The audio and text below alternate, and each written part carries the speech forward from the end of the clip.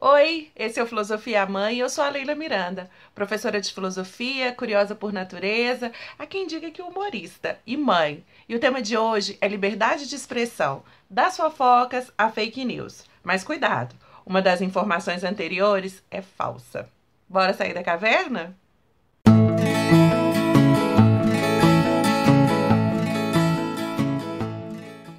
Nos últimos tempos, a expressão fake news tem se tornado bastante popular entre nós.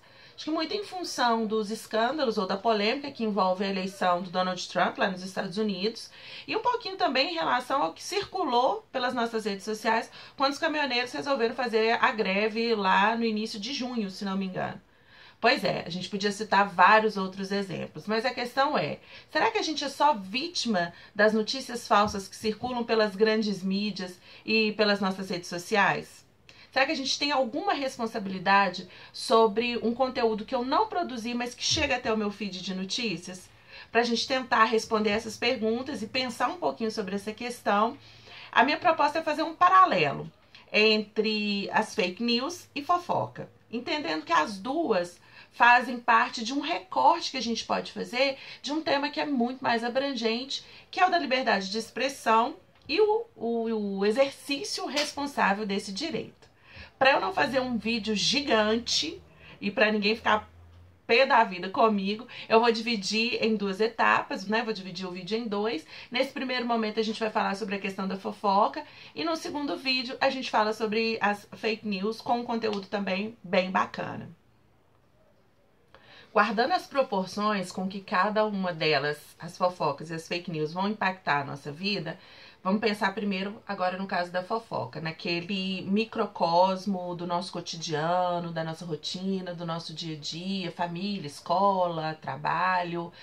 Parece que a fofoca, ela tem um impacto muito maior na nossa vida, é claro. Primeiro, porque ou eu sou o objeto da maledicência, ou eu participo dela de alguma forma, ouvindo ou reproduzindo o que chegou até mim. Alguns estudos dizem que a fofoca é um elemento importante da nossa sociabilidade e não uma falha de caráter. Bom, polêmicas à parte, né, controvérsias à parte, o que a gente não pode considerar como natural é o discurso de ódio, aquele discurso que tem a intenção de hostilizar, de humilhar, de segregar um determinado grupo ou alguma pessoa. E não é uma questão de mimimi, tá? Ultimamente a gente tem escutado muito isso. Ah, vitimismo, mimimi. Não, é uma questão de respeito, é uma questão de bem-estar. Para pensar em como a gente pode lidar com essa questão da fofoca, tem uma anedota que coloca Sócrates como personagem principal de uma cena. Bom, o texto ele é anônimo e pelo que eu pesquisei, gente, ele não remonta nem à antiguidade, é um texto até bem recente.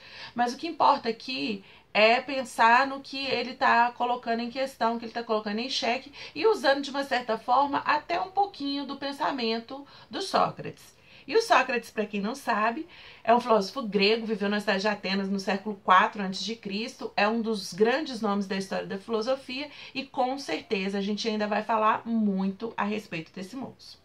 Mas bora lá para a história. Enfim, Sócrates estava caminhando pela praça de Atenas quando chega aquele amigo não, né? Aquele conhecido que gosta de forçar uma situação e fica pegando e vem cá, que amigo, deixa eu te contar um bafão. Bom, Sócrates, né, dá aquela respirada, faz a egípcia e fala com um colega assim: putz, esse cara tá ansioso demais para me contar esse negócio. Deixa eu ver o que que é. Mas antes, ele propõe para ele: antes de você me contar qualquer coisa, vou te propor um teste. Se o que você tem para me dizer passar por esse filtro, né, passar por esse teste, te ouço numa boa e te dou uma moral. Se não... E o teste do Sócrates é muito simples, são 3 perguntinhas básicas. O Sócrates pergunta para o interlocutor dele se o que ele tem para dizer é verdade, se o que ele tem para dizer é algo bom, a respeito de uma terceira pessoa, né? E se o que ele tem para dizer é algo útil. Bom, diante dessas 3 perguntas, o Sócrates ganha 3 negativas. Acho que qualquer um ia ficar um pouco impaciente, né? E o Sócrates, na lata, manda pro cara: véi, você quer me contar um bagaço que você não sabe se é verdade, que não é bom e que nem é útil, pra que você quer me contar isso? Ou, melhor ainda, pra que eu vou perder o meu tempo ouvindo essa história sua?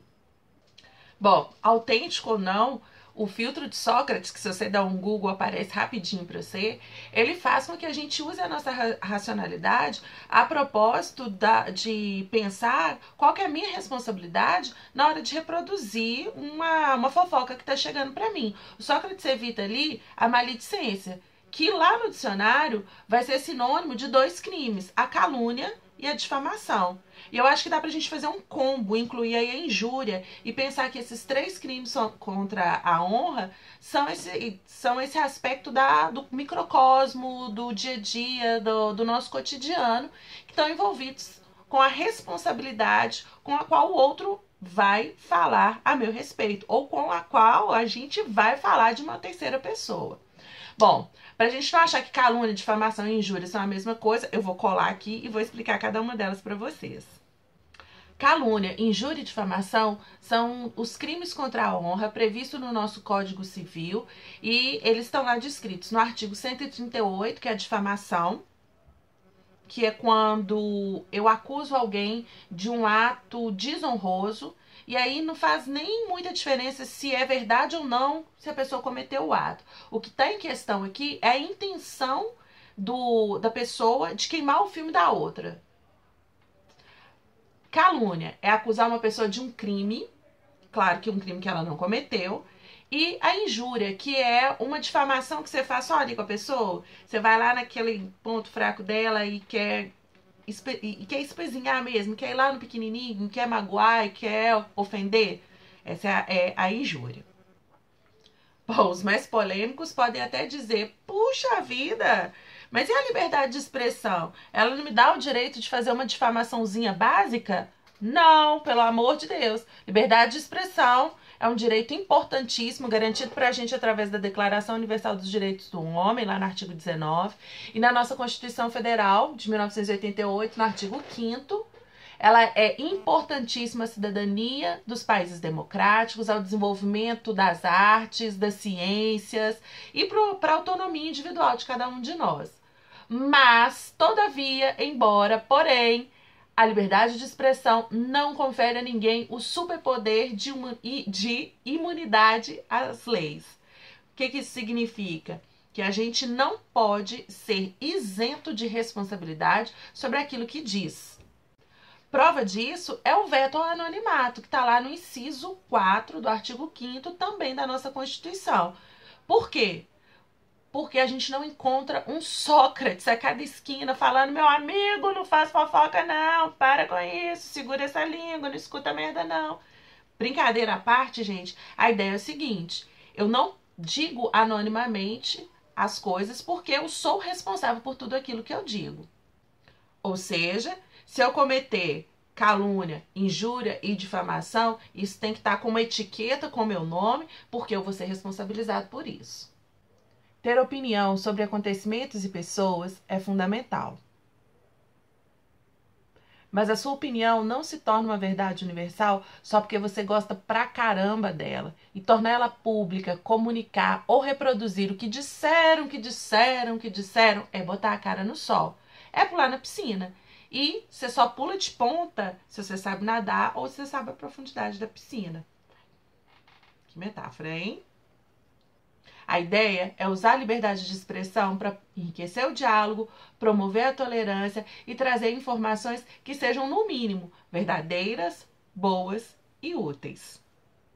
E pasmem, a fofoca não cria nenhuma dessas situações, já que, por definição, ela é um mal dizer do outro. E é um tris para o discurso de ódio. Aquele lá que adora ver o circo pegar fogo. Tá, mas e aí? Como relacionar essa treta toda da fofoca com a fake news para responder lá a nossa primeira pergunta?